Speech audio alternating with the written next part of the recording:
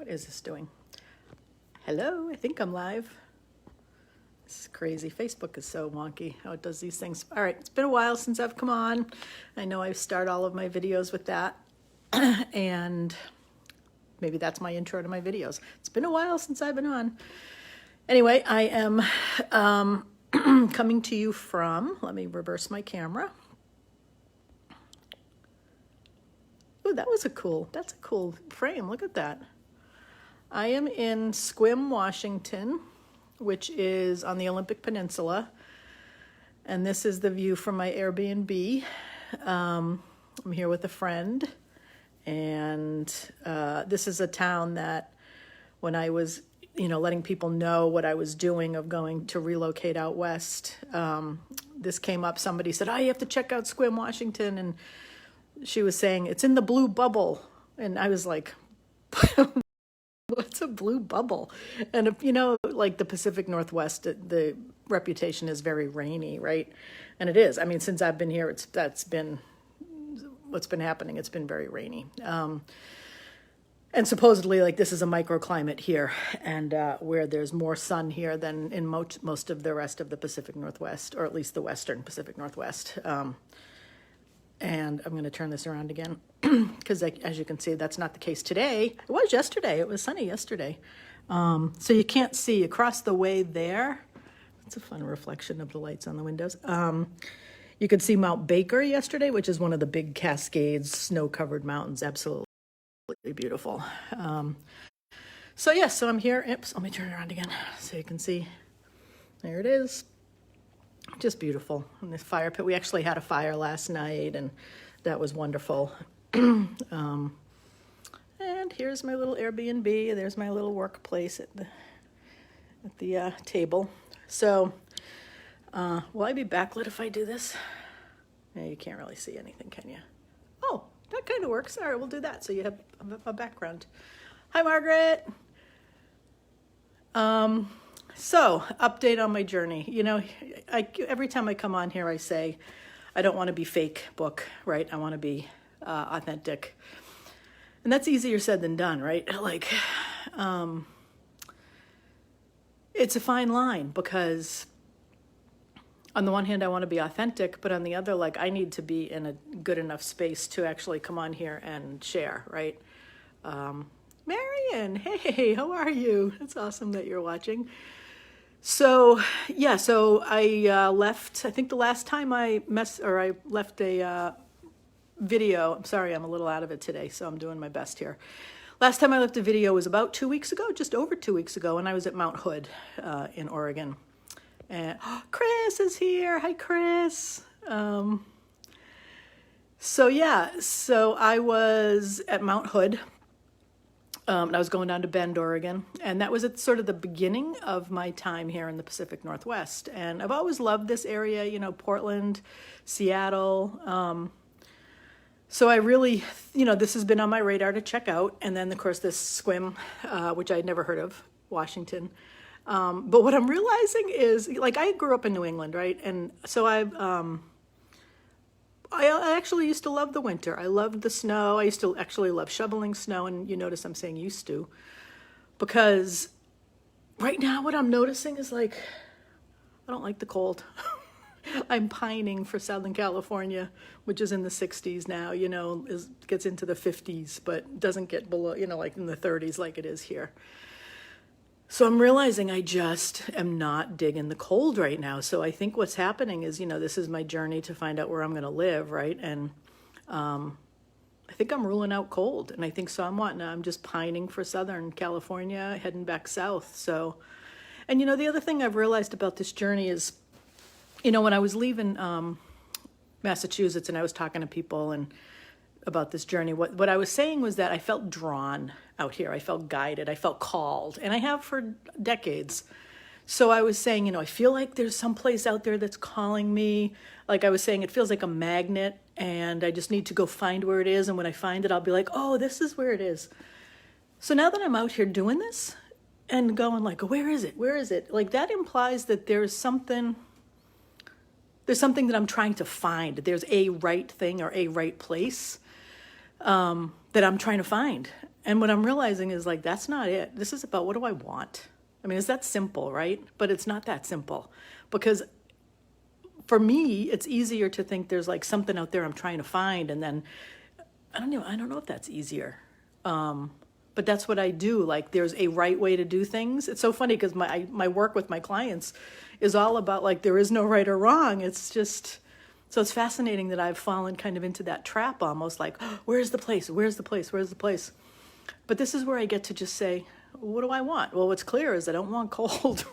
And maybe that's temporary, I don't know. But it's funny how that keeps going. I want to keep giving you the water view. So yeah, so this is an opportunity for me to be like, okay, what do I want? And right now I don't want cold. The other thing I've been putting pressure on myself is like, I'm trying to find the place to settle, right? And as if it's going to be like, and people have told me this, wiser people than me have said, like maybe there's just a temporary place. Maybe you just got to land someplace. I guess that's not going to really work because it keeps on adjusting. And so that's what I'm realizing. It's like, I think, because the truth is, you guys, I've been on the road for 3 months now. And the truth is, 2 of those I stayed in Southern California or at a friend's house for 2 months. So I was stationary. I wasn't traveling. So I've really been traveling for like a month now, and I'm exhausted. I'm emotionally exhausted. It's just a lot to be thinking about. And plus, and this is what I want to share here today, which is actually scary to me, but I want to, because I know I need to, and this is a big part of it, is more about my healing journey. Because that's a big part of this, and it impacts all of it, and that's partly why I'm kind of out of it today, and why I haven't come on in the past 2 weeks, because it's been an intense emotional time for me over these past couple of weeks. And when I'm struggling emotionally, I tend to go into isolation, and that's something I need to really be careful about, because that can lead down a very bad, dark hole if I do that. And I've, so many wonderful friends in my life that I know I can reach out to and that love me. And, so I am going to go into it here today, I think, a little bit. So this might go a little bit longer. I'm not sure exactly what I want to say. I may be emotional at times, and that's okay. That's part of it, right? And I know many of you have heard some parts of my story. Many of you have heard more parts of my story. I'm just learning my story, to tell you the truth, because a part of my story is the story of repressed memory. Which is, in retrospect, like that is what my work has been. Like my theory in my work with people over the years has been a lot of times chronic pain or chronic whatever, whether it's depression, anxiety, chronic pain, whether it's physical pain, emotional pain, is actually stuff that's repressed, or that the person may be aware of but isn't aware of the impact on them, that's being held in the body and is expressing through the body because the person isn't addressing it directly. And the work comes, what's the body expressing?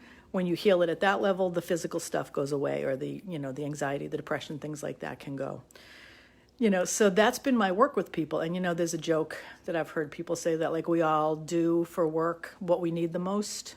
Like I've heard that jokingly referred to as like a lot of psychiatrists are the ones that need the most mental health. But same thing for body workers. I can't tell you how many physical therapists I know that are just physical wrecks, So this work I've been doing with people, of the belief being like, yes, they have chronic pain. They've tried to get help everywhere they can. It hasn't helped. So what is their body? What are they holding?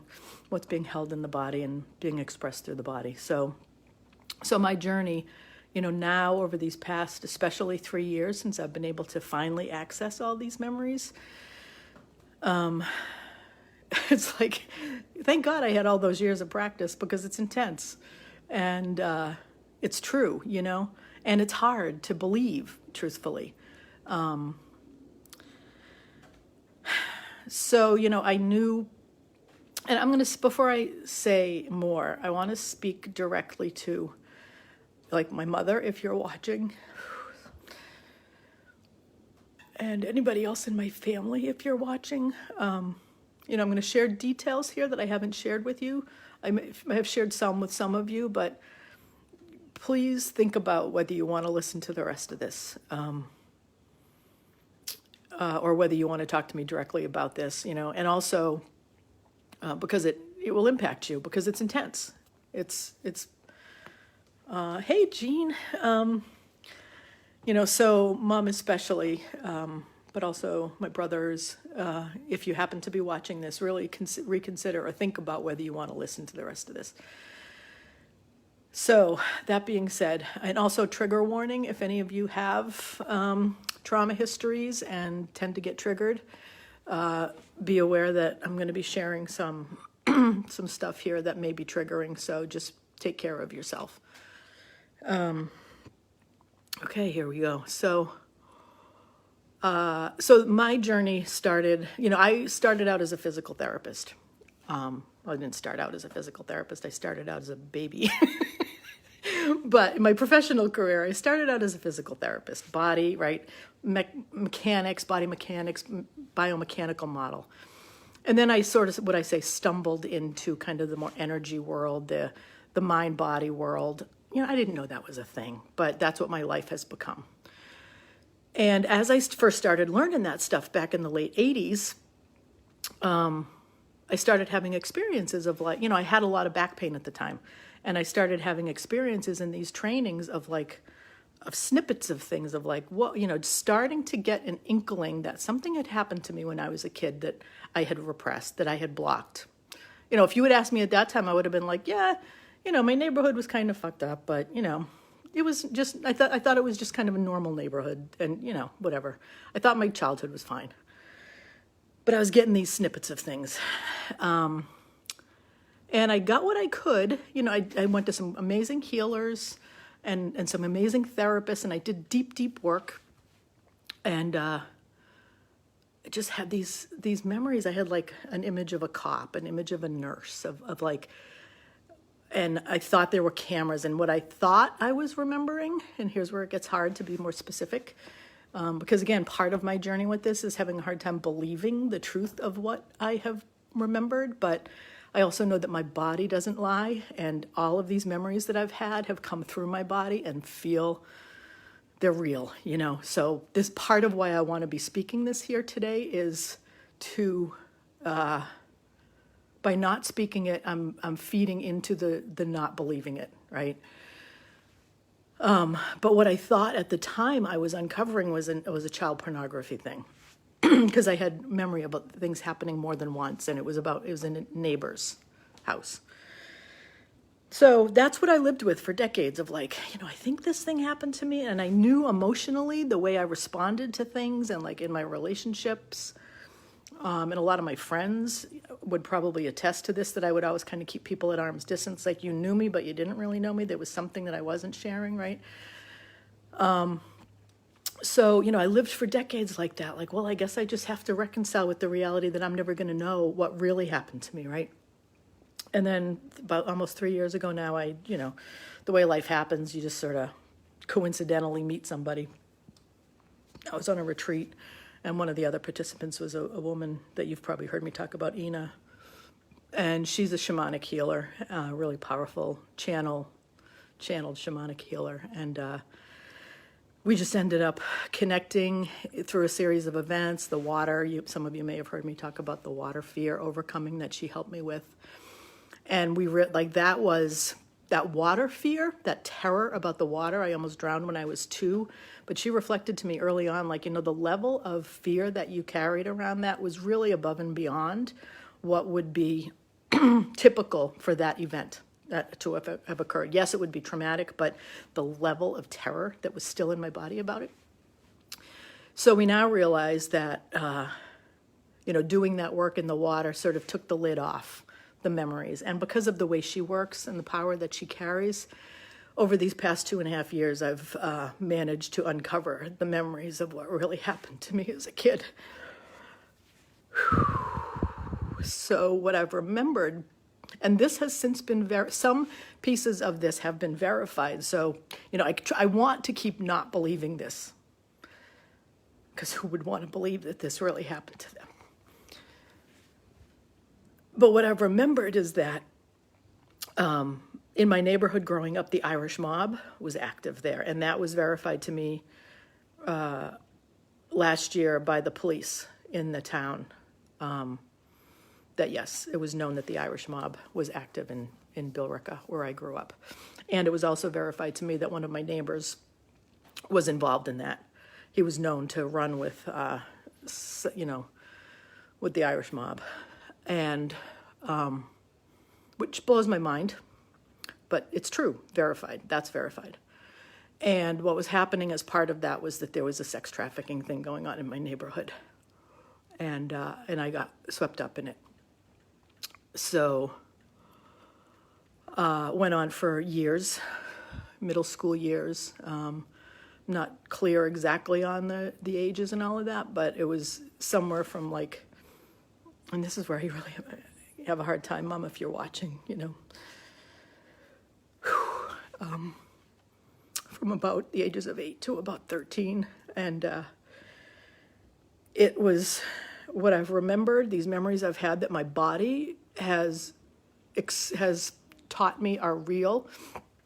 And there's a difference between, like, I'll talk about memory in a second. But the level of violence and sadism and brainwashing and mind games and things that they did to make sure that, because I wasn't the only one, that we wouldn't ever tell anybody. The things they did to us to make sure we wouldn't were just fucking crazy. So over these past 2.5 years, these memories have come up. So I've been working with that and with Ina's help, and, I've had amazing help, but it's intense, so all of those years after, like, you find ways to survive. And this is, I don't know how kids do this. Kids somehow find a way to survive hell, various levels of hell. And then you go on with your life, and so I lived all my life as an adult, like, with all these compensatory patterns, and, most of it was just self-protection and just so many things. And now that I've gotten in touch with these memories, and now I know what happened, and I've been able to let some of the emotions out of my body. It's awesome because the me underneath it all can come out, like, there's so much tension you hold in your body with all of that shit, and now that can go, and now so I can be more relaxed in life, and so all of the stuff that went down this year, and what I'm doing right now on this heroine's journey of looking for where I'm going to live and being out west here, it's all an extension of it. It's all part of the same journey, So when I talk about Babs and the heroine's journey, yes, there's this journey, this physical journey of finding my home, but it's intimately and intertwined, inextricably, what's the word? I don't know, with my healing journey from all of that. So these past 2 weeks, sometimes you get triggered, and what triggered means, if any of you don't know, it's like something happens where it's like your nervous system gets hijacked and you're just in something. And so I got triggered by something into a memory, and just the past 2 weeks have just been in it. And, I have a lot of tools like, a lot of it is self-healing work, and the more you work with someone and heal this stuff, the more you can do on your own. So I'm pretty damn good at it, and sometimes things come up that I can't do on my own. And so these past 2 weeks I've really been in it and really hunkered down and really just trying to get through it. And then I was able to have a session this morning with Ina where she helped me move some of it, and that's why I'm able to be here on with you guys. So I just want to share all of that partly it's for authenticity, partly it's so I don't hold this story in anymore. And partly it's just for teaching. Like, so many people carry so much trauma and try to get help and struggle getting help. And, the whole piece about memory, like I said earlier, there's memory, what we think of as memory, which is like, I remember these events happened. Oh, remember when we went and did this thing and had these experiences. That's extrinsic memory. But then there's intrinsic memory, which is, it's not conscious memory, but it's the body. It's the way that the memory, the reality of that event has been occurring through the body, through the emotions. I'll talk more about that on another video later, because I think this has gone pretty long, and so I want to just end here. But so thank you for listening. This healing journey is something, and this is what I'm doing. So this heroine's journey, that's what this is about. So thank you for listening. Onward and upward.